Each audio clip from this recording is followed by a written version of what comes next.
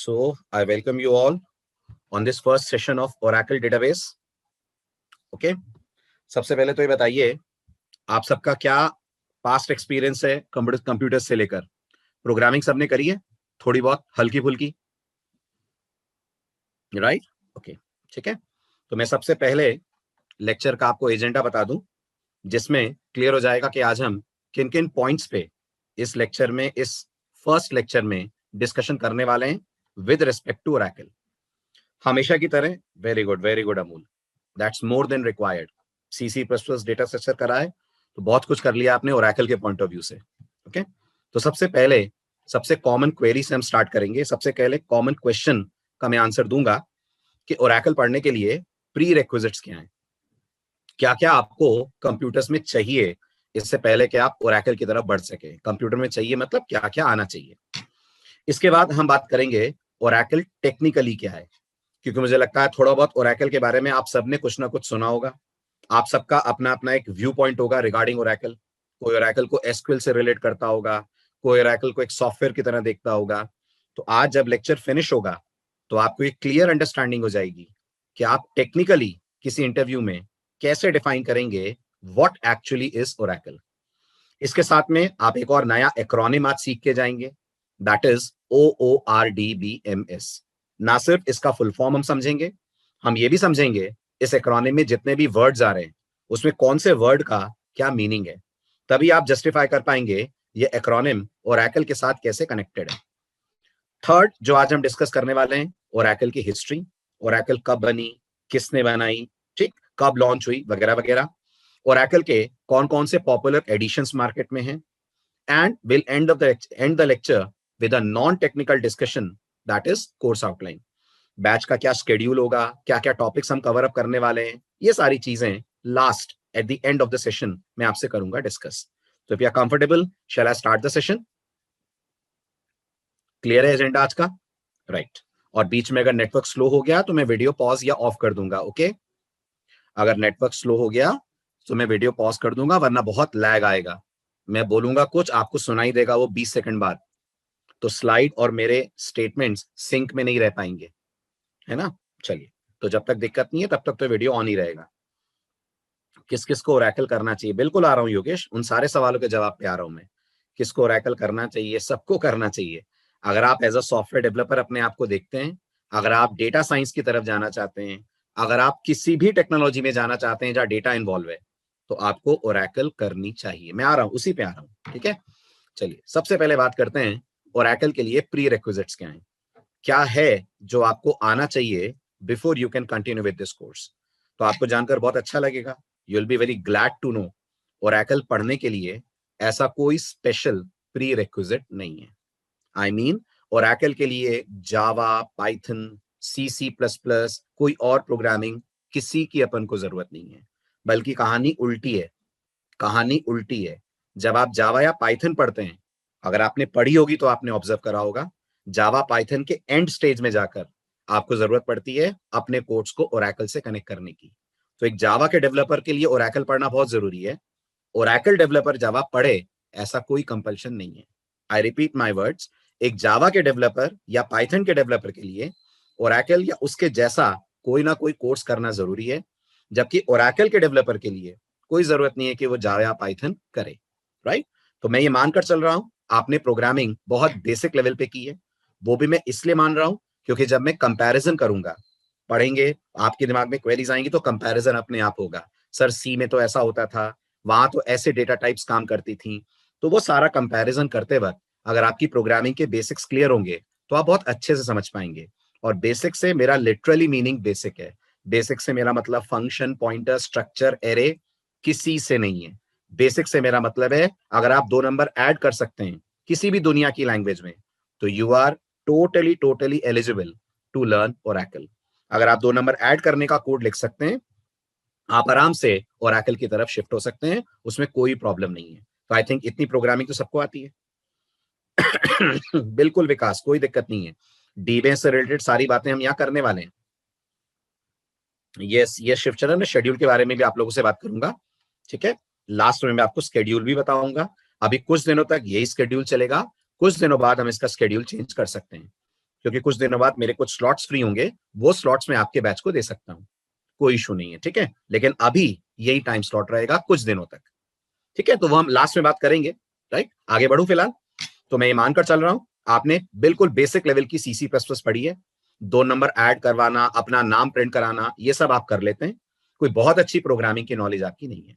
अच्छा है, आपको जितना कम प्रोग्रामिंग में आएगा उतना खुलकर आप ओरेकल को सीख पाएंगे, उतने बढ़िया से आप अपनी क्वेरीज पूछ पाएंगे, राइट। तो अगर आपको प्रोग्रामिंग आती है, ये प्लस पॉइंट है, नहीं आती है, ये माइनस पॉइंट नहीं है। ओरेकल के लिए किसी स्पेसिफिक प्रोग्रामिंग लैंग्वेज की जरूरत नहीं पड़ने वाली है। हमें पूरे कोर्स में हम कभी सीसी प्लस प्लस, पाइथन, जावा इन्हें यूज करने ही नहीं वाले हैं। लेकिन सीसी प्लस प्लस या पाइथन जावा पढ़ते वक्त, खासतौर पे पाइथन जावा पढ़ते वक्त, आपको जरूरत पड़ सकती है eight the end of the course Oracle की, अगर आप उसमें ओरेकल या किसी भी डेटाबेस से करने वाले हैं कनेक्ट। यस, डीबीएमएस का जो इनिशियल पार्ट है ना विकास, जो जैसे कंस्ट्रेंट्स हुआ, व्यूज हुआ, सीक्वेंसेस हुआ, जॉइंस हुए, वो सब इसमें आएगा। मैं आपको लास्ट में सिलेबस दिखाऊंगा, आप कंपेयर कर लीजिएगा, ठीक है। आगे बढ़े। चलिए, अब आता है सबसे इंपॉर्टेंट क्वेश्चन। ऑब्वियसली बात है, यहीं से हम स्टार्ट करने वाले हैं। What is Oracle? तो मैं अगर आपसे पूछूं व्हाट इज ओरेकल, तो थोड़ा बहुत तो आपके दिमाग में भी कंसेप्शन होगा ओरेकल को लेकर कुछ ना कुछ। आप बताइए चैट में, आपके हिसाब से ओरेकल क्या है? क्या ओरेकल एक प्रोग्रामिंग लैंग्वेज है? क्या ओरेकल अपने आप में एक कंपाइलर है? क्या ओरेकल अपने आप में एक आईडीई है? क्या है ओरेकल? Very good. अगर आप ओरेकल को बोलते हैं ओरेकल डेटाबेस है, तो आप बिल्कुल गलत बोल रहे हैं। अनफॉर्चुनेटली आप बिल्कुल गलत बोल रहे हैं, ओरेकल डेटाबेस नहीं है, राइट। अगर आप ये कहते हैं सर ओरेकल डीबीएमएस है, तो आप ठीक बोल रहे हैं। लेकिन ओरेकल को सिर्फ डीबीएमएस कहना ओरेकल के पोटेंशियल को बहुत बहुत कम कर देता है। अगर टेक्निकली आपसे कोई पूछेगा, क्योंकि आप ओरेकल पढ़ रहे हैं, आप अपने रेज्यूमे में लिखेंगे कि आपको ओरेकल आती है, तो आपसे कंपनी ये सुनना नहीं चाहेगी कि आप बोलेंगे Oracle is a DBMS. Oracle is a DBMS ये वो इंसान बोलेगा जिसने ऑफिशियली ओरेकल ना पढ़ी हो, जिसने थोड़ा बहुत इंटरनेट से ट्यूटोरियल देख लिए, काम चलाने लायक ओरेकल पढ़ ली, वो बोल देगा। लेकिन अगर आप ओरेकल सीख रहे हैं, तो आपको बोलना चाहिए Oracle is N ORDBMS, OORDBMS, where OORDBMS, that acronym stands for Object Oriented Relational Database Management System. The acronym OORDBMS stands for Object Oriented Relational Database Management System. जैसे आपसे मैं पूछूं पाइथन क्या है, अगर आपने थोड़ा बहुत सीखा हो पाइथन या सुना हो, तो आपने पढ़ा होगा Python is a general purpose programming language. मैं आपसे पूछूं जावा क्या है, तो आप बोलेंगे Java is a object oriented programming language. C क्या है, तो आप बोलोगे C is a system level programming language, जिसमें हम इंटरेक्ट कर सकते हैं कंप्यूटर के हार्डवेयर से। तो जैसे हर एक की एक खासियत होती है, हर टेक्नोलॉजी कहीं ना कहीं एक्सेल करती है, ऐसे ओरेकल की खासियत क्या है? Oracle is a object oriented relational database management system. अब मैं ये मानकर चल रहा हूं कि आप अपनी लाइफ का पहला कोर्स पढ़ रहे हैं related with any kind of this technology, तो आपको इनमें से कुछ भी नहीं समझ में आ रहा है। अब मैं एक एक वर्ड ब्रेक करके आपको बताता हूं, क्या होता है ऑब्जेक्ट ओरिएंटेड, क्या होता है रिलेशनल। तो let's break this entire jargon into multiple words, ठीक है। इस पूरे का मतलब समझने के लिए इसे अलग अलग पार्ट्स में अपन ब्रेक कर देते हैं। मोहम्मद, आपको सारी स्लाइड्स मिल जाएंगी, all the slides will be shared in the group. आपको कुछ भी लिखने की जरूरत नहीं है, कुछ भी मत करिए, कोई स्क्रीनशॉट मत लीजिए, ओके। ये सारी स्लाइड्स आपके साथ शेयर होंगी। हाँ, जो मैं प्रैक्टिकल्स कराऊंगा, जिसमें अभी 2-3 दिन लगेंगे, 2-3 दिन ओरेकल इंस्टॉल होगी, लॉग इन करेंगे, अकाउंट बनाएंगे, तब आप स्क्रीनशॉट्स ले लीजिएगा, ठीक है। वैसे तो प्रैक्टिकल्स के भी स्क्रीनशॉट स्लाइड में मिलेंगे आपको, ओके। डाउट सॉल्व, आगे बढ़े। तो अब इस पूरी डेफिनेशन को समझने के लिए ब्रेक करना पड़ेगा हमें इस पूरे टर्मिनोलॉजी को अलग अलग वर्ड्स में। तो मैं सबसे पहले आपसे बात करूंगा व्हाट इज डेटा, क्योंकि आप देख रहे हैं इस डेफिनेशन में डेटा वर्ड आ रहा है। फिर हम बात करेंगे व्हाट इज डेटाबेस, फिर हमारी बातचीत होगी what is database management system, फिर हम पढ़ेंगे what is RDBMS, and at the end हम पढ़ेंगे what is object oriented relational database management system. इन पांचों को आप समझ लें, आप समझ जाएंगे ओरेकल अपने आप में क्या है। तो सबसे पहले पहले वर्ड से स्टार्ट करते हैं, व्हाट इज डेटा। अब आप बताइए, आपके लिए कोई नई चीज नहीं है। आज जिस एरा में मैं और आप जी रहे हैं, वो एरा ही पूरा डेटा से भरा पड़ा है। हर बिजनेस, हर चीज डेटा पे आधारित है। आप बताइए मुझे, व्हाट इज डेटा? गुड। आपका जवाब होगा any information, any raw fact in itself represents a data. किसी भी तरह की इंफॉर्मेशन, किसी तरह का फैक्ट अगर आप अपने कंप्यूटर में रिकॉर्ड कर रहे हैं, अगर आप उसे सेव कर रहे हैं, स्टोर कर रहे हैं, तो हम मानते हैं वो आपके लिए बहुत इंपॉर्टेंट डेटा है।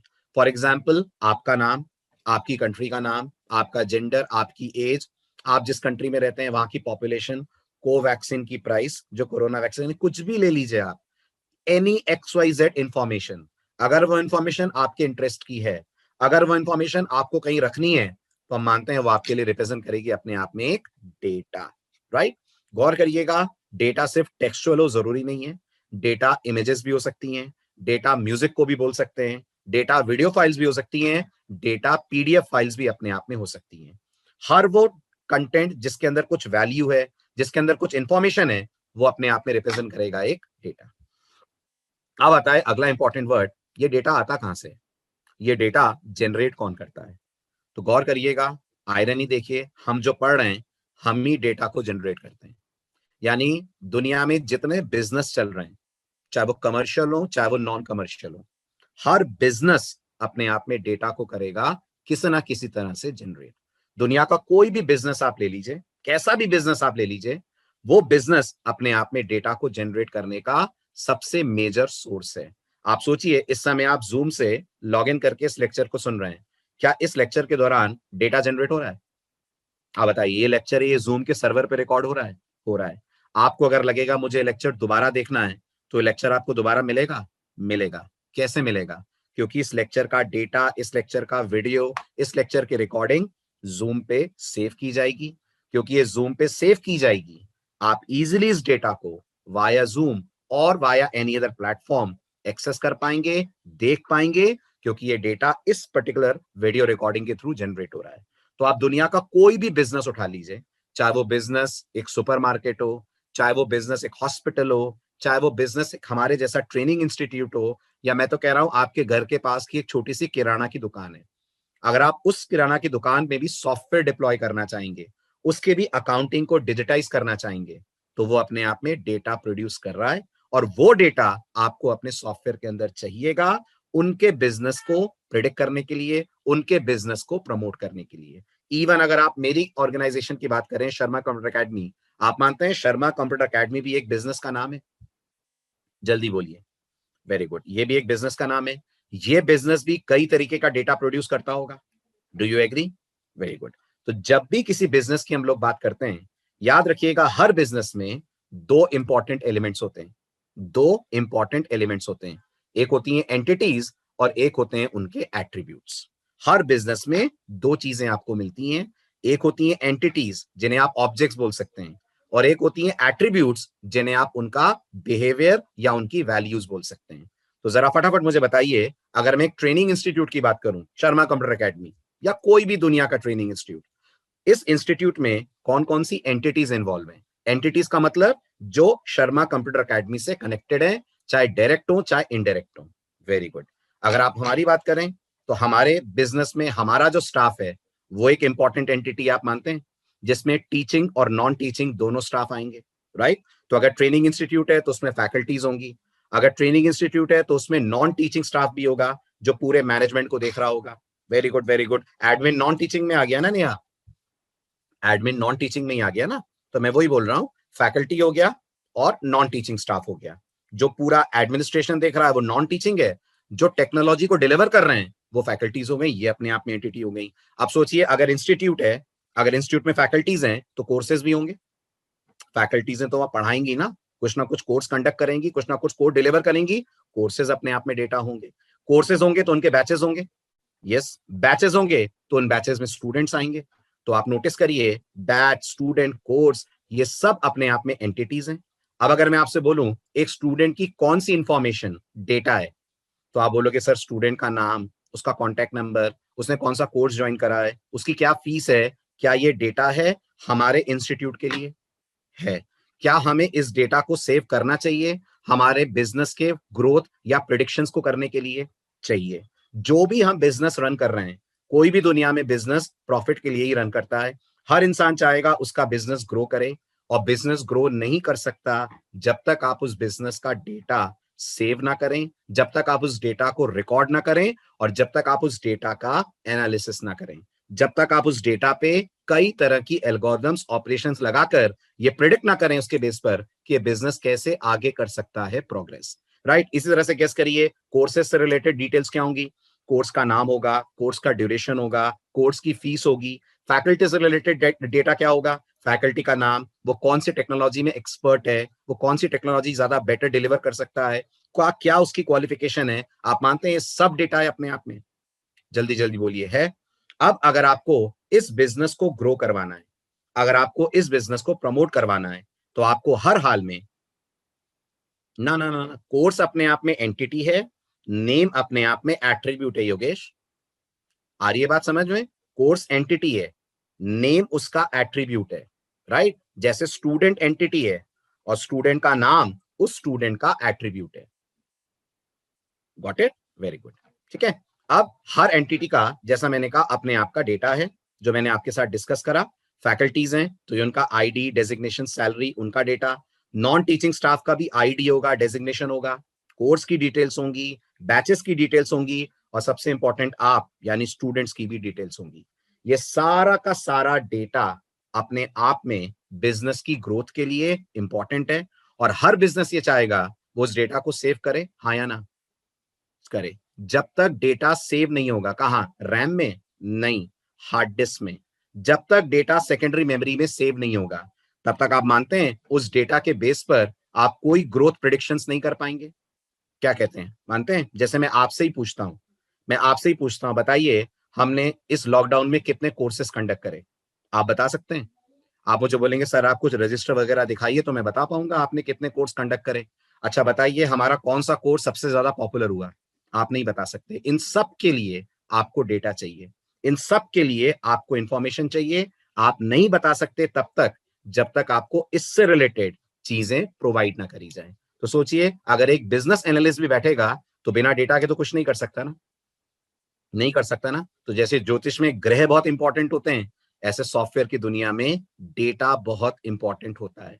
बगैर डेटा के एक सॉफ्टवेयर डेवलपर, एक एनालिस्ट, बिजनेस एनालिस्ट या डेटा साइंस वाला बंदा कोई कुछ नहीं कर सकता। और ये डेटा अगर आपको सेव करना है, अगर आपको डिस्क में रखना है, तो आपको हमेशा हमेशा अपने प्रोग्राम में यूज करना पड़ेगा डेटाबेस। ठीक है, अब डेटाबेस क्यों यूज करना है, इसका जवाब जानने के लिए आपने जो पिछले क्वेश्चंस देखे, अगर उनको आप कंसिडर करें तो आपको इंपॉर्टेंस समझ में आ जाएगी।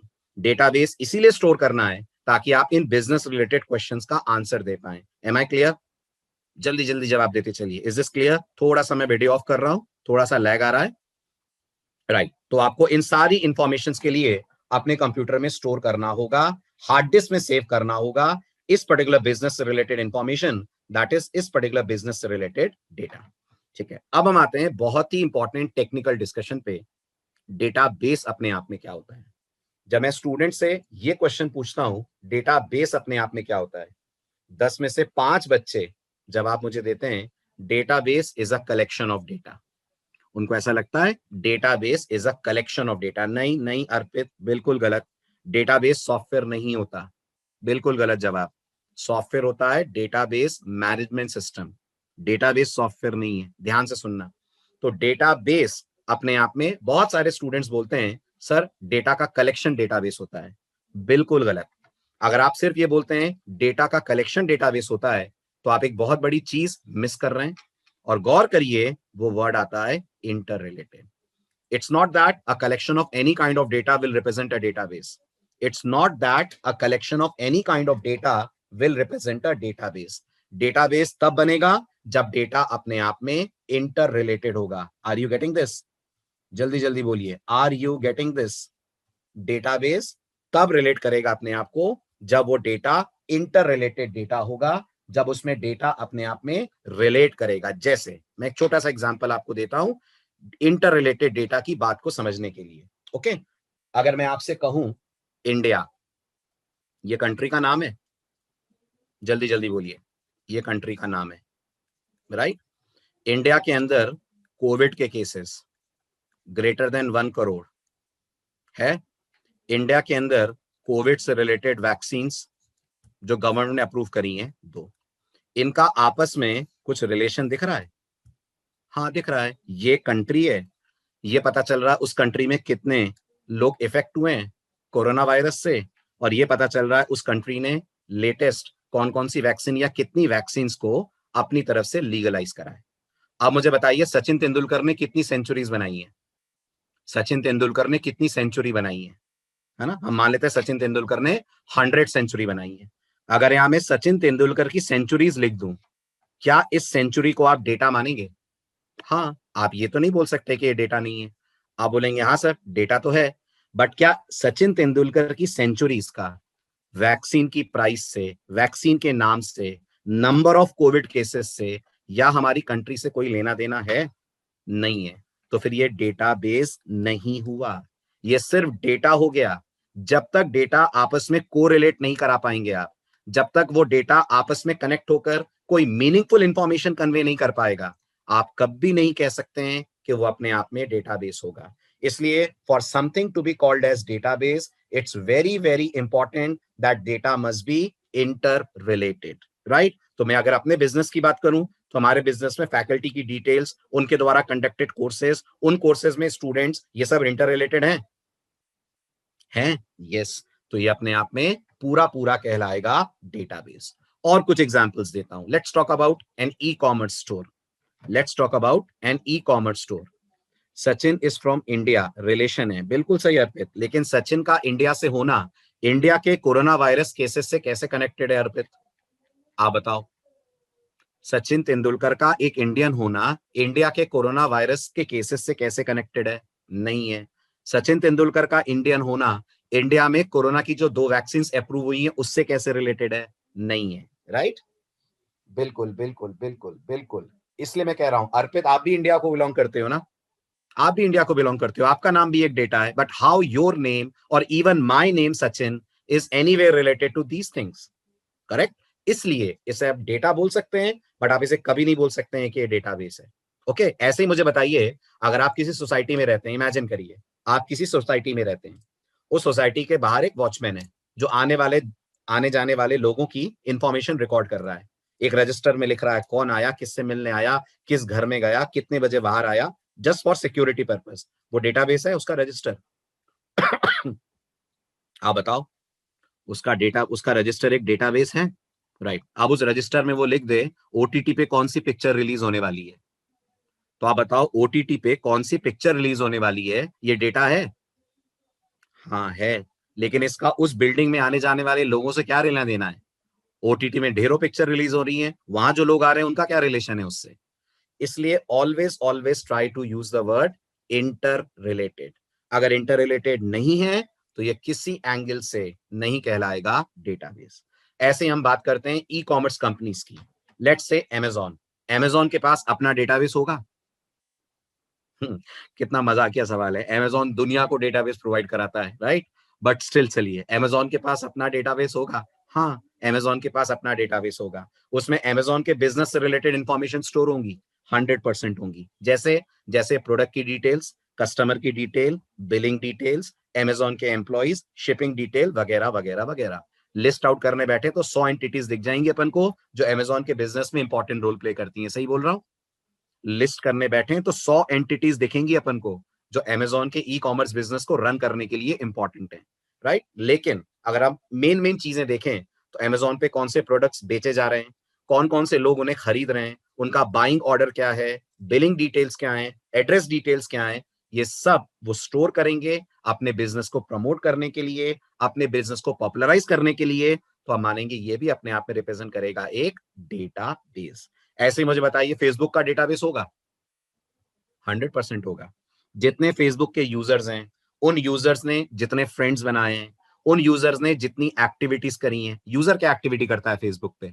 करता है ना, पोस्ट अपलोड करना, लाइक करना, डिसलाइक करना, कमेंट करना, फ्रेंड रिक्वेस्ट भेजना, चैट करना। ये सब अपने आप में डेटा है, और ये सारा डेटा जहां जाकर स्टोर होगा, जहां जाकर सेव होगा, वो अपने आप में कहलाएगा डेटा बेस, राइट?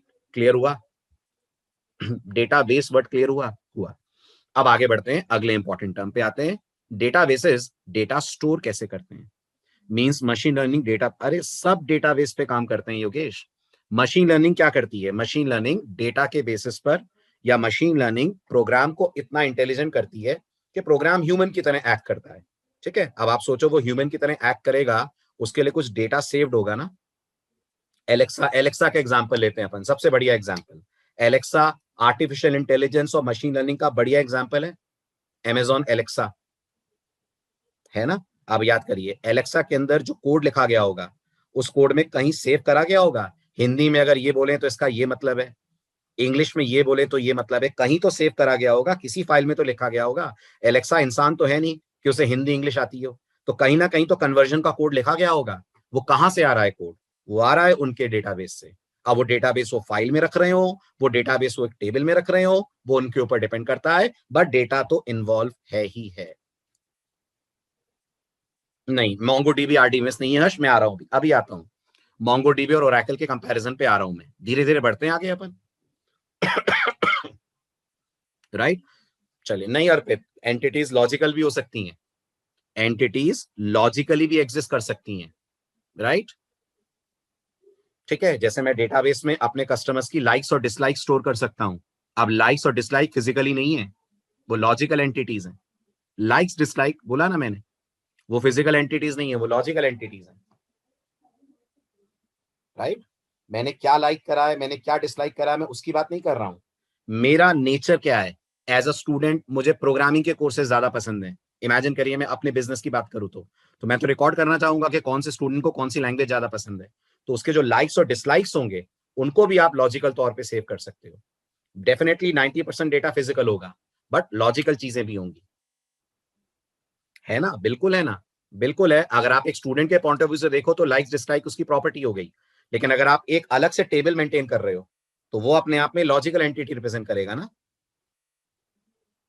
है ना। बिहेवियर को अगर आप स्टोर करते हो किसी के, तो बिहेवियर भी तो लॉजिकल हुआ ना, बिहेवियर को फिजिकल कैसे मानेंगे। करते हैं अपन इस पे बात, है ना। अभी मैं आगे बढ़ूं, थोड़ा सा और कंप्लीट करें अपन। अब आता है अगला important point, databases data store कैसे करते हैं। तो आप मुझे बताइए, आप सबने प्रोग्रामिंग करी है, आपकी लैंग्वेजेस डेटा कहां रखती हैं। For example C language data कहां रखती है, तो आप मुझे बोलेंगे sir C language data variables में रखती है, हाँ या ना। Right, C language data variable में रखती है, एरे में रखती है, स्ट्रक्चर में रखती है, पॉइंटर में रखती है, कहीं भी रखती है जहां भी उसको डेटा के हिसाब से स्टोर करना हो। जावा डेटा कहां रखती है, पाइथन डेटा कहां रखती है, थोड़ा बहुत आपने अगर पढ़ा हो इनको तो आपने सुना होगा, ये सब ऑब्जेक्ट ओरिएंटेड लैंग्वेजेस हैं, ये डेटा स्टोर करती हैं in the terms of objects. बिल्कुल ऐसे अगर कोई बोलता है डेटा बेसिस डेटा कहां रखते हैं, क्या डेटा बेसिस वेरिएबल्स बनाते हैं मेमोरी में, नो। क्या डेटाबेसेस मेमोरी के अंदर ऑब्जेक्ट्स बनाते हैं, नो। डेटाबेसेस मेमोरी के अंदर जो बनाते हैं that is basically called as tables. तो किसी भी डेटाबेस का इंटीग्रल पार्ट होता है टेबल। राइट, याद रखिएगा 100 में से 95% डेटाबेसेस टेबल्स बनाते हैं, 5% छोड़ रहा हूं और आपको बताऊंगा मैं क्यों छोड़ रहा हूं। तो 95% डेटाबेसेस अगर वो डेटाबेस हैं तो वो डेटा को स्टोर कर रहे होंगे in the form of table. And I think मुझे समझाने की जरूरत नहीं है टेबल क्या है, हम सबको पता है a table is a representation of data in row and column format, जिसके अंदर जो रोज होती हैं वो वैल्यूज का कलेक्शन है, और जो कॉलम्स होते हैं वो उन वैल्यूज यानी एट्रीब्यूट्स को रिप्रेजेंट करते हैं। एक डायग्राम मेरी बात को और क्लियर करेगा। अब यहां से अगर पूछूं, ये जो आपको सामने दो टेबल्स दिख रही हैं, ये अपने आप में branch number, street, city, postal code, ये क्या है, तो आप मुझे बोलोगे सर ये टेबल 1 है। होगा कोई बिजनेस जिस बिजनेस का ये टेबल अपने बना रखी है, और ये नीचे क्या है, ये अपने आप में एक और टेबल है, ये टेबल 2 है। अब इसमें ब्रांच नंबर क्या है, तो आप मुझे बोलेंगे ब्रांच नंबर कॉलम है। स्ट्रीट क्या है, स्ट्रीट भी कॉलम है। लेकिन अगर मैं पूछूंगा लंदन क्या है, तो आप मुझे बोलेंगे ये उस पर्टिकुलर कॉलम की वैल्यू है जिस कॉलम का नाम सिटी है। और अगर मैं आपसे पूछूंगा ये क्या है, ये पूरा पूरा हॉरिजॉन्टल पार्ट, तो आपका जवाब होगा ये पूरा हॉरिजॉन्टल पार्ट अपने आप में एक रो है। राइट, रो को और क्या बुलाते हैं, रो को डेटाबेस की भाषा में टपल बुलाते हैं। कॉलम को और क्या बुलाते हैं, कॉलम को डेटाबेस की भाषा में एट्रीब्यूट बुलाते हैं। और टेबल को क्या बुलाते हैं, तो यहाँ लेफ्ट साइड पे आपको नाम दिख रहा होगा, बताइए टेबल का दूसरा नाम। टेबल का दूसरा नाम होता है रिले। टेबल का दूसरा नाम अपने आप में होता है रिलेशन। यहां तक क्लियर हुआ? आगे बढ़ो। ठीक है, अब आता है बहुत ही इंपॉर्टेंट क्वेश्चन, हर बच्चा हर स्टूडेंट जानना चाहता है। ब्रांच एंटिटी है, यस बिल्कुल। इस पर्टिकुलर ब्रांच, अगर ब्रांच एट्रीब्यूट है, उस ब्रांच नंबर को अगर आप लें तो एट्रीब्यूट है। ब्रांच डेफिनेटली हर्ष एंटिटी है। Branch is an entity, entities represent tables और relation, and branch number represents attribute. Okay, आगे बढ़ो। ठीक है, अब आता है सबसे कॉमन डाउट जो मैक्सिमम, उसी पे आ रहा हूं सुमित। अब अगला सबसे कॉमन डाउट आता है, सर डेटाबेस, मैं डीबीएमएस पे नहीं आया हूं अभी सिर्फ हम पढ़ रहे हैं डेटाबेस वर्सेस रिलेशनल डेटाबेस। आपके दिमाग में भी ये क्वेरी बहुत टाइम से होगी, बहुत बार सुना होगा आपने डेटाबेस और आरडीबीएमएस। तो अपन अब क्वेरी का आंसर देते हैं, what is the meaning of database and what is the meaning of relational database. मेरे सवाल का जवाब मैं एक सवाल से ही आपको देता हूं। इन दोनों के बीच का डिफरेंस एक सवाल से आपको मिलेगा। तो मैं अगली स्लाइड पे आपसे 3 क्वेश्चन पूछूंगा, आप अच्छे से इन टेबल्स को देखकर उन क्वेश्चंस का आंसर देने की कोशिश कीजिएगा। ठीक है, मेरा आपसे पहला सवाल है, क्या आप मुझे बता सकते हैं, अगली स्लाइड में देखिए, क्या आप मुझे बता सकते हैं वो कौन कौन से लोग हैं जो लंदन में काम करते हैं?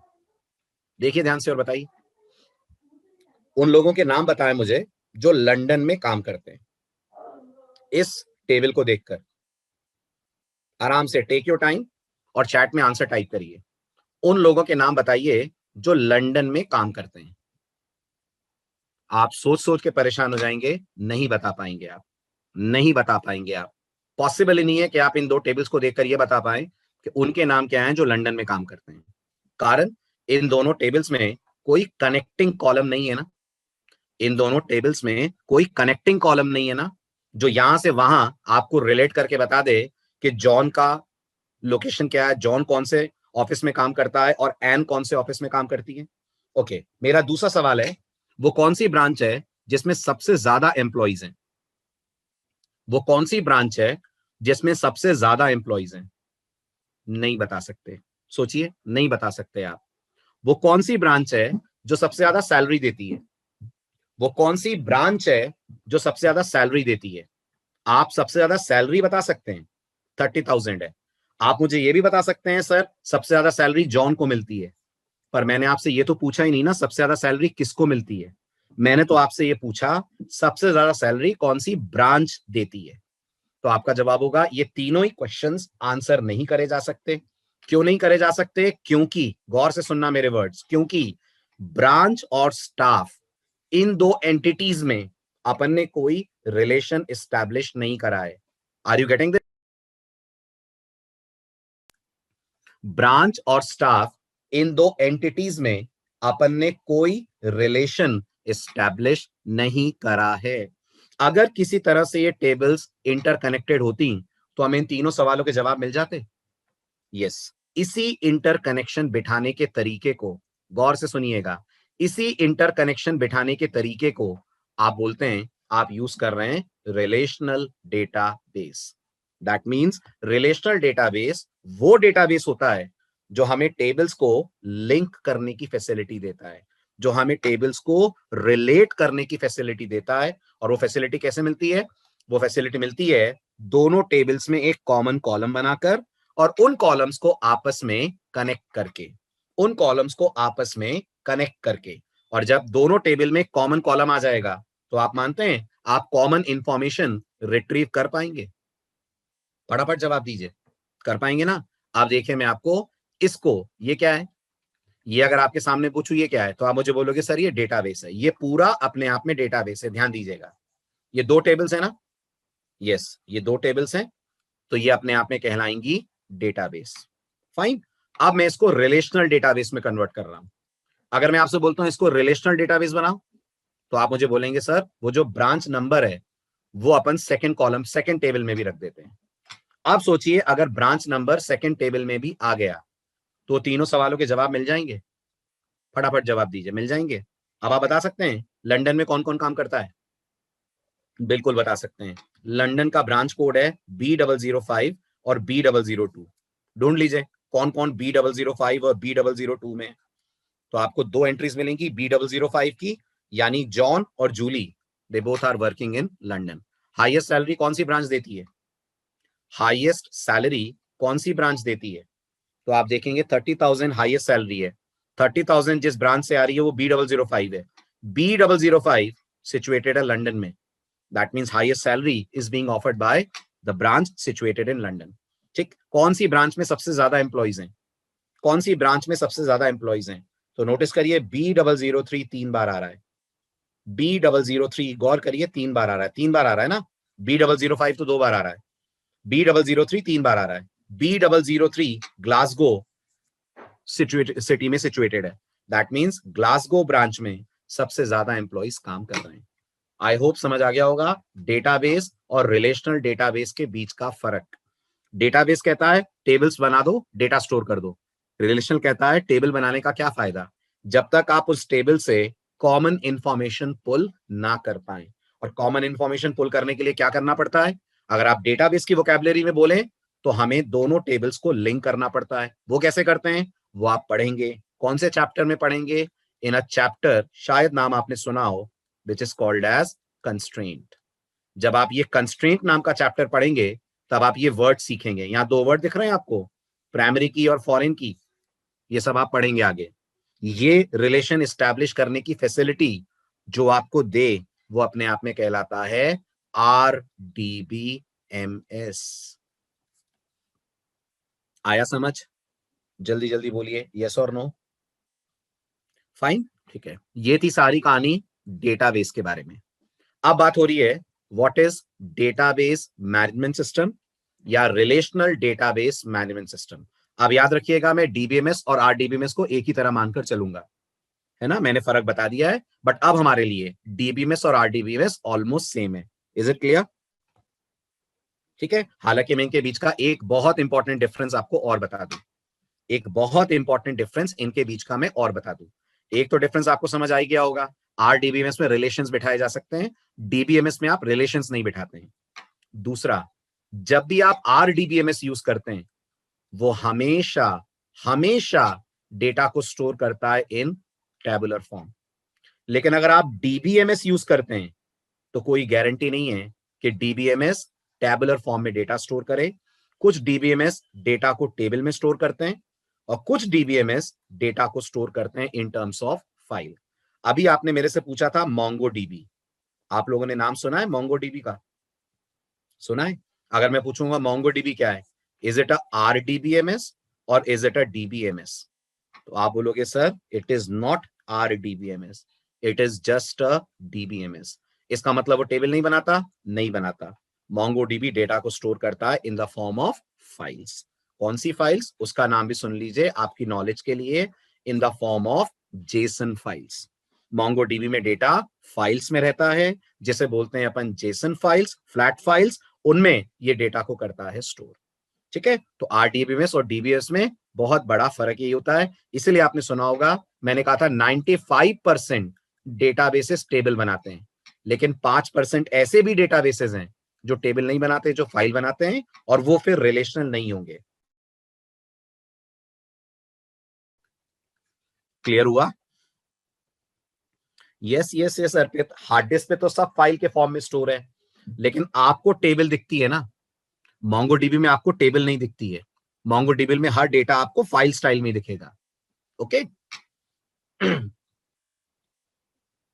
यस योगेश, इंटरनली तो सब फाइल में जाकर स्टोर हो रहा है, बट आप समझ नहीं रहे हैं। जब आप RDBMS से इंटरैक्ट करते हैं, आप फाइल से इंटरैक्ट नहीं करोगे। आप जब RDBMS से इंटरैक्ट करोगे तब आप टेबल से इंटरैक्ट करोगे, जबकि आप जब MongoDB से इंटरैक्ट करोगे ना, आप बकायदा जेसन फाइल से इंटरैक्ट करोगे। जेसन फाइल कैसी होती है मैं बताऊंगा आगे रामकृष्ण आपको। अभी तो बहुत जल्दी है, थोड़ा सा पढ़िए, टेबल्स पढ़िए, फिर मैं आपको बताऊंगा एक टेबल की जेसन कैसी दिखती है। एक टेबल की जेसन कैसी दिखती है।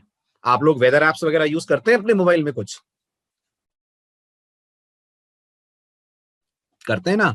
ये जो वेदर एप्स होती हैं, ये सब वेदर की इंफॉर्मेशन जब सर्वर से बुलाती हैं, गूगल के सर्वर से या किसी भी सर्वर से, तो ये डेटा जेसन फॉर्म में आता है। इंटरनेट का बहुत पॉपुलर फॉर्मेट है जेसन, सर्वर और क्लाइंट के बीच में डेटा ट्रांसफर करने के लिए। आप कोई भी सर्वर साइड वेब टेक्नोलॉजी पढ़ोगे तो उसमें जेसन से रिलेटेड बातें आएंगी, या तो जेसन आएगा या एक्सएमएल आएगा। एसक्यूएल सर्वर, पोस्टग्रे एसक्यूएल, ये सब अपने आप में आरडीबीएमएस हैं। आ रहे हैं ना उस पे हर्ष? अभी समझा रहा हूं मैं एसक्यूएल सर्वर क्या है, ओरेकल क्या है। ठीक है, स्टेप बाय स्टेप बढ़ते हैं, आगे आगे बढ़ो। ठीक है, अब आता है अगला इंपॉर्टेंट टर्म, आरडीबीएमएस क्या होता है। तो आपने डेटाबेस क्या होता है ये तो पढ़ लिया, अब पढ़ते हैं मैनेजमेंट सिस्टम क्या है ये। तो गौर करिए, आरडीबीएमएस अपने आप में वो प्रोग्राम है, वो सॉफ्टवेयर है जिसकी मदद से आप डेटाबेस को ऑपरेट करते हैं। समझ आया?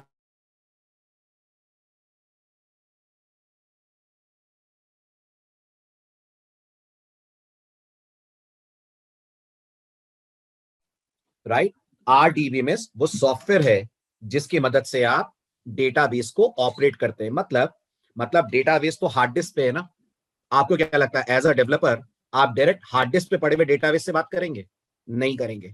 आपके और डेटाबेस के बीच में एक सॉफ्टवेयर आएगा, वो सॉफ्टवेयर आपका डेटाबेस से इंटरेक्शन कराएगा, वो सॉफ्टवेयर आपको फैसिलिटी देगा आप डेटाबेस पे तरह तरह के काम कर पाए।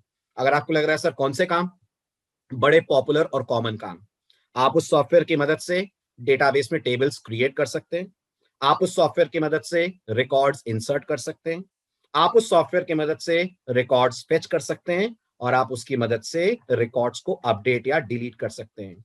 इस पूरे प्रोसेस को सॉफ्टवेयर वर्ल्ड में एक शॉर्ट में नाम दिया गया है, और आपको याद होगा वो नाम होता है क्रूड। आपने सुना होगा अगर आपने कोई लैंग्वेज करी,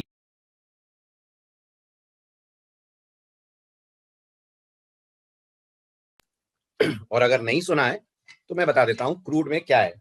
क्रूड में जो सी आपको दिख रहा है दैट स्टैंड्स फॉर क्रिएट, ये जो आर आपको दिख रहा है that stands for selecting. Voice break हो रही है क्या? Is the voice breaking? नहीं? ओके मोनल, आप रिकनेक्ट कर लो एक बार। अगर वॉइस ब्रेक हो रही है ना तो आप रिकनेक्ट कर लो एक बार, सही हो जाएगा। ठीक है, चलिए। ठीक, तो आर स्टैंड्स फॉर सेलेक्टिंग, ये जो यू आप देख रहे हैं you stands for update, and D stands for delete. यानी बहुत शॉर्ट में आप बोलेंगे आरडीबीएमएस आपको क्या फैसिलिटी देता है, तो आप बोलोगे आरडीबीएमएस आपको क्रूड ऑपरेशंस करने की फैसिलिटी देता है। किसी भी डेटाबेस पे परफॉर्म करे जाने वाले 4 पॉपुलर ऑपरेशन कौन करता है? वो आपके लिए आरडीबीएमएस ही करता है।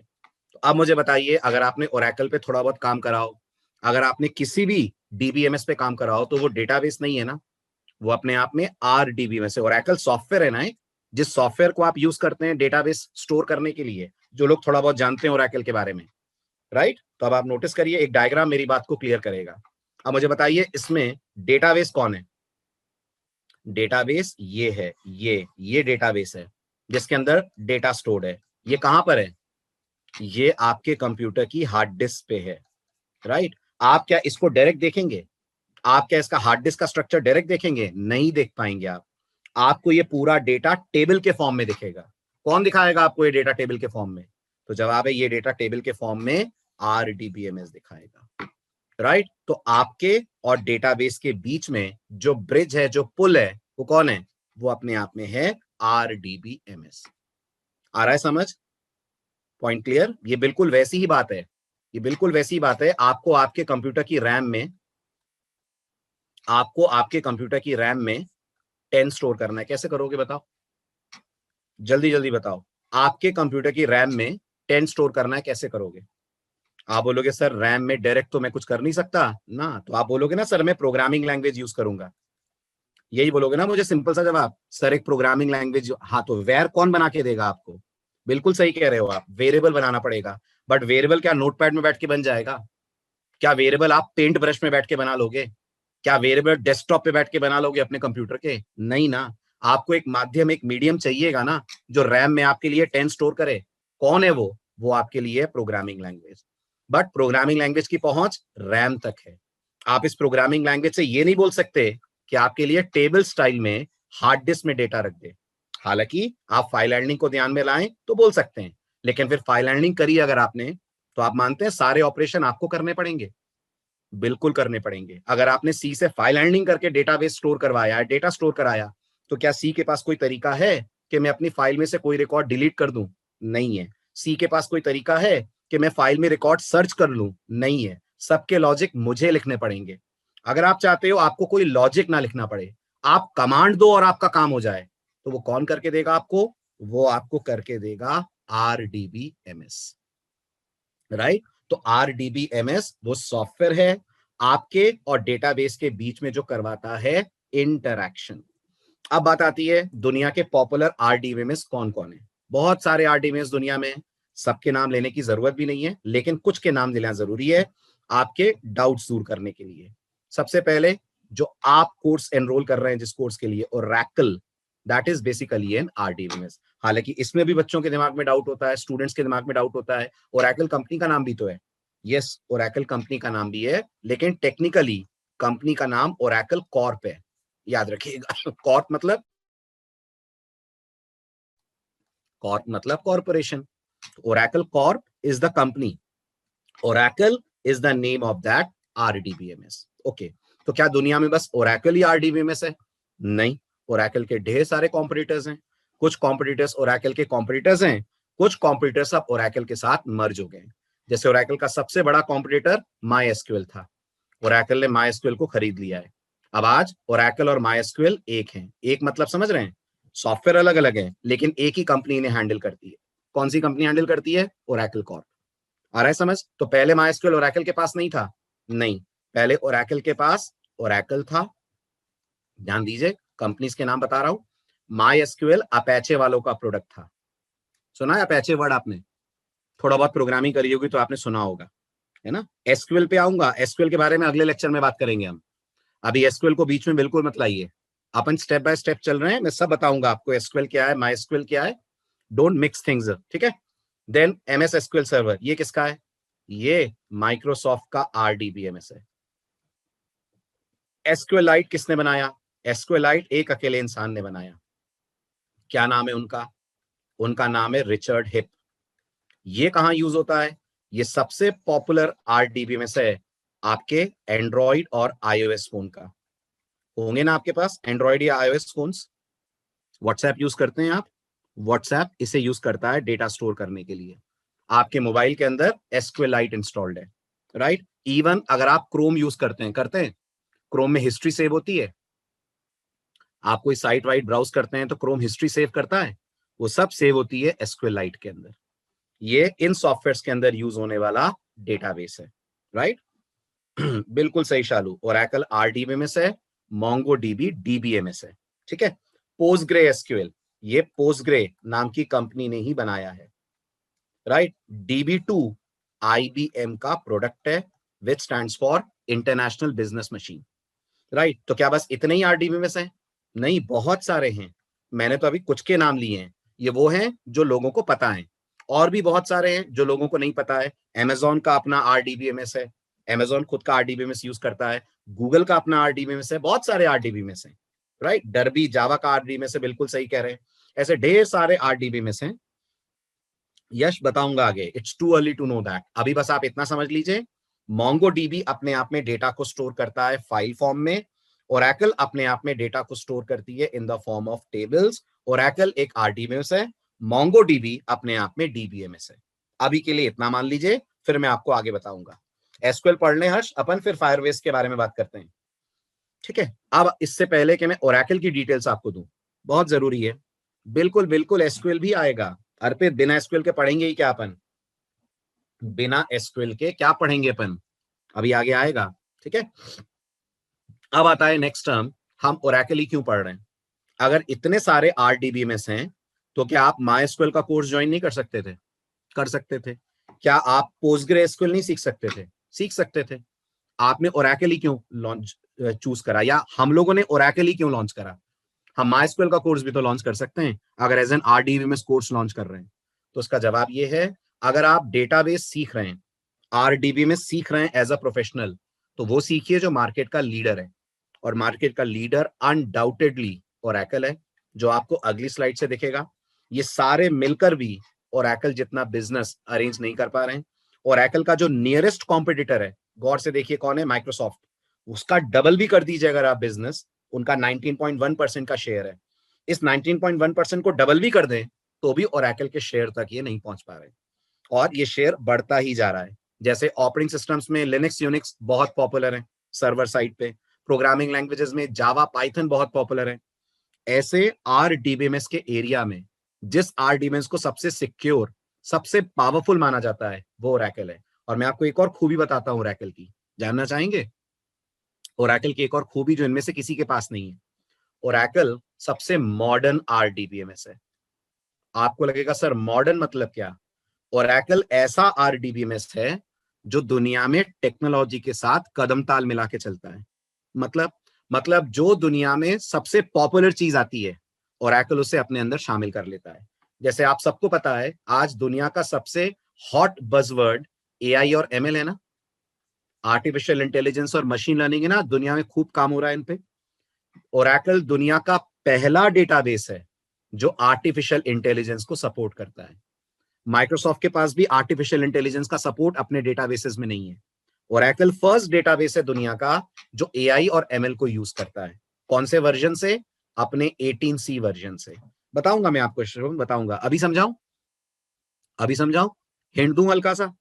सुनिए, जब डेटाबेसेस बनते हैं तो उन्हें मैनेज करने के लिए लोग चाहिए, इंसान चाहिए, ह्यूमंस चाहिए ना इन डेटाबेसेस पे काम करने के लिए, राइट? ओरेकल के अंदर ये टेक्नोलॉजी आ गई है कि आप अपने टास्क को ऑटोमेट करके छोड़ सकते हैं। जैसे अगर आप थोड़ा बहुत बिजनेस के पॉइंट ऑफ व्यू से देखें तो हर बिजनेस पूरे दिन में अपना बैकअप लेता है ना। व्हाट्सएप भी तो बैकअप करता है आपके मैसेजेस, रात के 1 बजे 2 बजे 3 बजे कभी ना कभी व्हाट्सएप सर्वर पे बैकअप भेजता है। ऐसे जो बड़े बड़े बिजनेस होते हैं उनकी बैकअप फाइल्स बनाई जाती हैं। ओरेकल से पहले ये बैकअप के लिए कोड लिखा जाता था। कौन लिखता था ये कोड? डेटाबेस एडमिनिस्ट्रेटर्स लिखते थे। अब क्या कर दिया उन्होंने? उन्होंने इस कोड के अंदर मशीन लर्निंग डाल दी है। मशीन लर्निंग का फायदा क्या हुआ? ये पूरा कोड ऑटोमेट हो गया। ये पूरा कोड, पूरा प्रोसेस इन्होंने ऑटोमेट कर दिया। यानी डेटाबेस का बैकअप लेना, डेटाबेस के क्रैश हो जाने पर उसको रिकवर करवाना, ये सब ओरेकल अपने आप कर लेगा। आ रही है बात समझ? ये सब ओरेकल अपने आप कर लेगा। And this is oracles artificial intelligence और मशीन लर्निंग। इतना सुपर इंटेलिजेंट दुनिया में कोई आरडीबीएमएस नहीं है जितना ओरेकल है। यस यस सत्यम, ये माना जा रहा है, लेकिन ऐसा नहीं है, उनके लिए भी जॉब्स अभी भी अवेलेबल हैं। ठीक, डीबीए की जॉब्स के लिए यही आना चाहिए आपको। अगर आप डीबीए की तरफ जा रहे हैं तो इसके बाद सेकंड लेवल ऑफ ओरेकल आपको पढ़ना चाहिए, जिसको बोलते हैं डेटाबेस मैनेज करना। बिल्कुल है हर्ष। अच्छी खासी पोस्ट है, मैं आपको बताऊंगा जॉब वैकेंसी, लेकिन वो जॉब वैकेंसीज के लिए सर्टिफिकेशन जरूरी है ना। ऐसा नहीं है कि आप खाली पढ़ के अप्लाई कर सकते हो, और वो एक्सपीरियंस से आएगा, है ना। उसके लिए पहले आप डेटाबेस पढ़ोगे, एसक्यूएल पीएलएसक्यूएल ये सब अपन कवर अप करेंगे। उसके बाद सेकंड लेवल है, जैसे जावा का एडवांस जावा होता है सेकंड लेवल, पाइथन का जेंगो होता है, ऐसे ओरेकल का सेकंड लेवल होता है dBA. That's part 2 of Oracle, जिसमें आप ओरेकल में आगे जाकर ये पूरी चीजें हैंडल करना सीखते हैं। ठीक है, चलिए आगे बढ़ू मैं। तो हम लोग ओरेकल क्यों पढ़ रहे हैं? तो आपका स्ट्रेट फॉरवर्ड जवाब होना चाहिए, ये मार्केट का लीडिंग आरडीबीएमएस है। मार्केट में जितने आरडीबीएमएस अवेलेबल हैं, सबसे ज्यादा, सबसे पॉपुलर और सबसे मॉडर्न अगर कोई आरडीबीएमएस है तो वो कौन है? That is basically Oracle. अब आते हैं उस एक्रोनिम पे जिससे लेक्चर हमारा स्टार्ट हुआ था। तो अब आप मुझे बताइए, अगर आप लेक्चर ध्यान से सुन रहे हैं, ओरेकल क्या है? जल्दी बोलिए, ओरेकल क्या है? फटाफट जवाब दीजिए। एक एक्रोनिम बोला था मैंने, वेरी गुड, ओरेकल। ओ ओ हाँ हाँ हाँ हाँ, इतना सुनने के बाद भी आरडीबीएमएस बोलेंगे श्रीनिवास अपन? नहीं, ओरेकल ओ ओ आरडीबीएमएस है। ठीक है, आप सोचिए ओ ओ आरडीबीएमएस की क्या खास बात होती होगी? ओ ओ RDBMS stands for Object Oriented Relational Database Management System, and as you can easily predict, ये वो डीबीएमएस या आरडीबीएमएस है जो ऑब्जेक्ट ओरिएंटेड प्रोग्रामिंग को भी सपोर्ट करता है। जब मैं कह रहा हूं ऑब्जेक्ट ओरिएंटेड प्रोग्रामिंग, तो आपने एनकैप्सुलेशन वर्ड सुना है? यस नो में जवाब देते चलिए। सुना है? आपने पॉलीमॉर्फिज्म सुना है? आपने इनहेरिटेंस सुना है? ये सब आपको ओरेकल में देखने को मिलेगा। ओरेकल आपको डेटा ऑब्जेक्ट्स के स्टाइल में स्टोर करने देगी, ओरेकल आपको डेटा पे पॉलीमॉर्फिक ऑपरेशंस करने देगी। ओरेकल कई तरह के ऑपरेशंस आपको टेबल्स पे करने देगी in object oriented way, and that is why we say Oracle is an OORDBMS। I hope it is clear now, समझ आ रहा होगा? ठीक है, तो जितना आपने पढ़ा वो सब तो है ही ओरेकल में, प्लस ओरेकल के ऑब्जेक्ट ओरिएंटेड कॉन्सेप्ट्स भी आपको ओरेकल के अंदर मिलेंगे। आया समझ? Point clear? ठीक है, चलिए तो अब मैं आपको थोड़ी सी हिस्ट्री बता दूं ओरेकल की, फिर अपन नॉन टेक्निकल बात पे आते हैं। हम ऑब्जेक्ट्स को टेबल के फॉर्म में भी स्टोर कर सकते हैं। नहीं, उल्टा बोल रहे हो, ऑब्जेक्ट्स को टेबल के फॉर्म में नहीं, ऑब्जेक्ट्स को टेबल के अंदर स्टोर कर सकते हैं, रो के फॉर्म में। ओके, अपन ऑब्जेक्ट्स को टेबल में डायरेक्ट स्टोर कर देंगे। हमारे पास ऑब्जेक्ट होगा, हम ओरेकल को देंगे, ओरेकल उसे स्टोर कर देगी एज डायरेक्ट ऑब्जेक्ट। लेकिन उसके लिए हमें ओरेकल में कोड लिखना पड़ेगा, राइट? अगर आपको याद हो, अगर आप ऑब्जेक्ट जानते हो तो आप ये भी जानते हो कि क्लास बनानी पड़ती है ऑब्जेक्ट के लिए। अगर आप ऑब्जेक्ट जानते हो तो आप जानते होगे ना, क्लास बनानी पड़ती है। तो ओरेकल के अंदर हमें टाइप बनानी पड़ती है। ओरेकल में क्लास नहीं बोलते, ओरेकल में क्लास को क्या बोलते हैं? ओरेकल में क्लास को बोलते हैं टाइप। तो हाउ ओरेकल रिप्रेजेंट्स ऑब्जेक्ट्स? तो आप बोलोगे Oracle represents objects as types. C++, Java, Python, they represent object with the help of class, but Oracle represents object with the help of type. ये Oracle की English है, right? समझ आ रहा है? तो खाली इंग्लिश बदली है, तरीका वही है। बिल्कुल, टेबल एक डबल डायमेंशन एरे की तरह है। आ रही है बात समझ? चलिए अब थोड़ी सी हिस्ट्री बता दूं आपको। तो ओरेकल कब स्टार्ट हुई? ओरेकल किसने स्टार्ट करी? जब आप ओरेकल स्टार्ट हुई 1977 में। ओरेकल को स्टार्ट करने का क्रेडिट जिन्हें जाता है, the name of that person, he is a billionaire, right? दुनिया के टॉप 100 बिलियनियर्स में शामिल हैं, and the name of this person is mister Larry Ellison. कब स्टार्ट करी इन्होंने ओरेकल? पहली बार इन्होंने ओरेकल के नाम से स्टार्ट ही नहीं करी। इन्होंने अपना पहला बिजनेस लॉन्च करा था 1977 में। गौर करिए किस नाम से, कंपनी का नाम क्या था? इनकी कंपनी का नाम था SDL। इनकी कंपनी का नाम रखा गया था SDL। SDL का फुल फॉर्म क्या था? SDL का फुल फॉर्म था सॉफ्टवेयर डेवलपमेंट लेबोरेटरी, राइट? क्या करती थी ये कंपनी? ये कंपनी वही करती थी जो आज की कोई भी सॉफ्टवेयर डेवलपमेंट कंपनी करती है। मतलब ये लोग एप्लीकेशन सॉफ्टवेयर बनाते थे। जैसे TCS, इन्फोसिस आज हैं, वैसा ही काम 77 में SDL करती थी। इसके बाद मिस्टर लैरी एलिसन ने एक सेमिनार अटेंड करा। इन्होंने एक सेमिनार अटेंड करा। सेमिनार किसने दिया था? सेमिनार उन्होंने दिया था जिन्हें फादर ऑफ RDBMS बोलते हैं। किसे बोलते हैं father of RDBMS? Father of RDBMS mister EF Codd को बोलते हैं। जैसे Dennis Ritchie is father of C। बोलिए बोलिए, यस और नो? डेनिस रिची ने C बनाई है ना, राइट? जेम्स गॉसलिंग ने जावा बनाई है, गीडो वैन रॉसम पाइथन के डेवलपर हैं। ऐसे दुनिया को RDBMS का कॉन्सेप्ट किसने दिया? किसने कहा कि RDBMS नाम की एक चीज होनी चाहिए?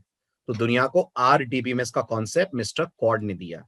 अगर आपने अपने सिलेबस में कभी DBMS पढ़ा हो तो आपने 12 गोल्डन रूल्स पढ़े होंगे, नेट पे ढूंढिएगा। ये 12 गोल्डन रूल मिस्टर कॉर्ड के ही थे। तो मिस्टर कॉर्ड का सेमिनार लैरी एलिसन ने अटेंड करा, और वो इससे इतने प्रभावित, इतने इंप्रेस हुए कि उन्होंने सोचा कि हम नॉर्मल सॉफ्टवेयर नहीं बनाएंगे, हम लोग RDBMS बनाएंगे। तो इन्होंने अपनी कंपनी का नाम चेंज करा। अपनी कंपनी का नाम चेंज करके क्या रख दिया? कंपनी का नाम चेंज करके इन्होंने RSI रख दिया। ये इनकी कंपनी का दूसरा नाम था। पहला नाम क्या था? जल्दी बोलिए। पहला नाम था SDL। SDL से चेंज होकर ये बनी RSI। RSI का फुल फॉर्म? RSI का फुल फॉर्म होता है रिलेशनल सॉफ्टवेयर इनकॉर्पोरेशन। और इन्होंने जो अपना RDBMS बनाया वो इन्होंने बनाया ओरेकल के नाम से। एग्जैक्ट नाम क्या था? एग्जैक्ट नाम था ओरेकल वर्जन 1.0। ये पहला वर्जन था, लेकिन ये वर्जन कभी पब्लिकली रिलीज नहीं हुआ। ये वर्जन कभी पब्लिकली रिलीज नहीं हुआ। जैसे पाइथन के बारे में आप जानते होंगे, पाइथन का भी पब्लिकली 0.9 रिलीज हुआ था, कभी डायरेक्ट 0 वर्जन या पहला वर्जन नहीं आया था। ऐसा ही इसके साथ है, वर्जन 1.0 आया, लेकिन जो मार्केट में रिलीज हुआ वो रिलीज हुआ वर्जन 2.0। और 2.0 आते ही इतना जबरदस्त पॉपुलर हुआ, इतना पॉपुलर हुआ कि कंपनी ने अपना नाम ही बदल दिया। और फिर कंपनी ने अपना नाम चेंज करके 1982 में रख लिया ओरेकल कॉर्पोरेशन। तो ओरेकल का नाम ओरेकल कॉर्पोरेशन किसकी देन है? इनके प्रोडक्ट की पॉपुलैरिटी की देन है। इनके प्रोडक्ट की पॉपुलैरिटी की देन है। इनका प्रोडक्ट इतना पॉपुलर हुआ कि उस पॉपुलैरिटी को ही इन्होंने अपनी कंपनी के नाम में शामिल कर लिया। और अब 1982 ऑनवर्ड्स आरएसआई का नाम चेंज होकर क्या बन गया? आरएसआई का नाम चेंज होकर बन गया ओरेकल कॉर्पोरेशन। फिर उन्होंने 1983 में ओरेकल का वर्जन 3 निकाला, जो इन्होंने पूरा पूरा सी प्रोग्रामिंग लैंग्वेज पे डिजाइन करा था। यानी आज भी जो आप ओरेकल यूज करते हैं वो किस पे लिखी गई है? वो लिखी गई है सी प्रोग्रामिंग लैंग्वेज के अंदर। Oracle is a software which is developed using C programming language। नहीं, ये ओपन सोर्स नहीं है शुभम, अनफॉर्चुनेटली ये ओपन सोर्स नहीं है। ठीक है, इसके बाद Oracle के कई प्रोडक्ट्स आए, बहुत सारे प्रोडक्ट मार्केट में इन्होंने दिए, लेकिन सबसे बड़ा रेवोल्यूशन जो प्रोडक्ट लेकर आया वो लेकर आया Oracle 8i। अब मैंने आपसे 10 मिनट पहले एक बात बोली थी, Oracle टेक्नोलॉजी के साथ कदम ताल मिला के चलती है, बोला था ना मैंने। अगर आपको याद हो, आप थे 1999 में दुनिया में थे, आप आ गए थे आप दुनिया में 1999 में? नहीं। तो अगर कोई था आप में से, या आप हिस्ट्री जाकर चेक करें, तो 1999 वो जमाना था जब दुनिया में इंटरनेट आया था। याद होगा आपको 2000 पे एक बहुत बड़ा Y2K बग भी आया था, ईयर 2000 बग जिसे बोलते हैं, राइट। तो 90s का एरा इंटरनेट का एरा था। आपको याद होगा HTML वगैरह सब इस 90s के एरा की देन है ना। 90s के एरा में HTML आई, 90s के एरा में HTML के वर्जन्स आए। तो इंटरनेट की पॉपुलैरिटी को देखते हुए ओरेकल ने अपने आप को ओरेकल 8i बना लिया। ओरेकल 8i में जो आई आप देख रहे हैं, this I stands for internet. यानी ये दुनिया का पहला RDBMS था जो इंटरनेट बेस्ड एप्लीकेशंस के लिए यूज होता था। तो सर्वर पे जितनी भी वेब एप्लीकेशंस उस जमाने में बनती थी, उनके पास एकमात्र चॉइस थी, और वो चॉइस थी कि वो यूज करें ओरेकल। आज तो ढेर सारे ऑप्शन है ना। आज MySQL भी यूज होता है सर्वर पे, एसक्यूएल सर्वर भी यूज होता है, MongoDB भी लोग यूज करते हैं। लेकिन आज से 20-30 साल पहले Oracle was the only choice, 20 साल पहले Oracle was the only choice जिसको लोग यूज करा करते थे फॉर सर्वर साइड एप्लीकेशंस। कोई वेबसाइट बनानी है, उसमें डेटाबेस चाहिए, तो Oracle ही एकमात्र सॉल्यूशन था। इसी तरह से Oracle के अगले पॉपुलर वर्जन का नाम इन्होंने दिया Oracle 9i, जो 2001 में आया। फिर Oracle में आया 10G और 11G। ये जो G आप देख रहे हैं, this stands for grid computing. ठीक है, मैं आपको बताऊंगा what is the meaning of the word grid computing. अभी के लिए बस आप शॉर्ट में समझ लीजिए, grid is called as an intelligent network. ठीक है, if you want to understand, एक एग्जांपल से समझाता हूं मैं आपको, ध्यान दीजिएगा। अगर मैं आपसे बोलूं व्हाट इज अ नेटवर्क, जल्दी जवाब दीजिए। अगर मैं आपसे पूछूं नेटवर्क क्या है, तो आप मुझे बोलेंगे network is a interconnection of devices. Can I से दिस? चाहे वो फिजिकल हो, चाहे वो रेडियो वेव्स के थ्रू हो, right. Network is a interconnection of devices. ठीक है, अब एक नेटवर्क में जितने भी डिवाइसेस हैं, सब अपने अपने प्रोसेसर को यूज करते हैं अपनी अपनी प्रॉब्लम्स को हैंडल करने के लिए। जैसे समय मैं और आप भी एक नेटवर्क पे हैं। हाँ, मैं और आप इंटरनेट पे हैं, राइट। आप अपने घर पे बैठकर मेरा लेक्चर सुन रहे हैं, मैं यहां से लेक्चर डिलीवर कर रहा हूं, राइट। ग्रिड एक ऐसा नेटवर्क होता है जिसमें मल्टीपल कंप्यूटर्स मिलकर एक कॉमन प्रॉब्लम को सॉल्व करते हैं।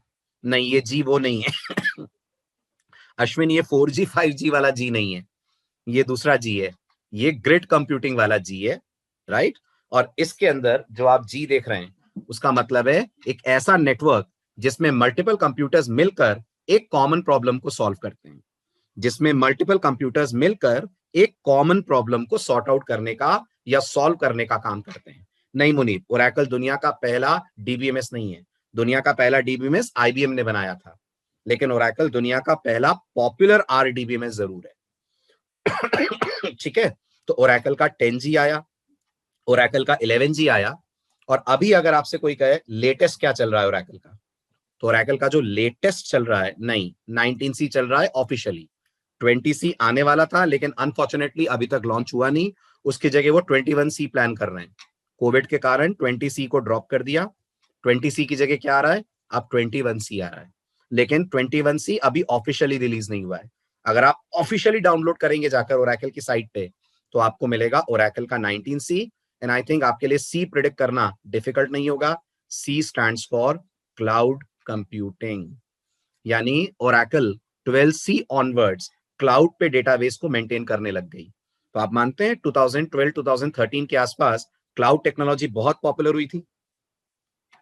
यस, तो वो क्लाउड टेक्नोलॉजी ओरेकल ने अपने डेटाबेस के अंदर डाली और ओरेकल क्लाउड बेस्ड डेटाबेस देने लगा, जो अब Amazon आपको AWS के तौर पे देता है। Amazon का AWS अब पॉपुलर हो रहा है, अगर आपने सुना हो। ओरेकल ने इसका रास्ता पहले ही दुनिया को दिखा दिया था 2014 में ही ओरेकल 12c की लॉन्चिंग के साथ। राइट, तो आप देखिए ओरेकल 12c, ओरेकल 18c, ये सब अपने आप में क्लाउड बेस्ड डेटाबेस हैं। और ये जो 18c है, ये दुनिया का पहला ML और AI बेस्ड डेटाबेस है। This is world's first ML and AI based database, इसीलिए इसमें नाम आया हुआ है ऑटोनॉमस। यहाँ ऑटोनॉमस का मतलब ऑटोनॉमस यूनिवर्सिटी या ऑटोनॉमस कॉलेज से मत लीजिएगा, यहाँ ऑटोनॉमस वर्ड का मतलब ML से है।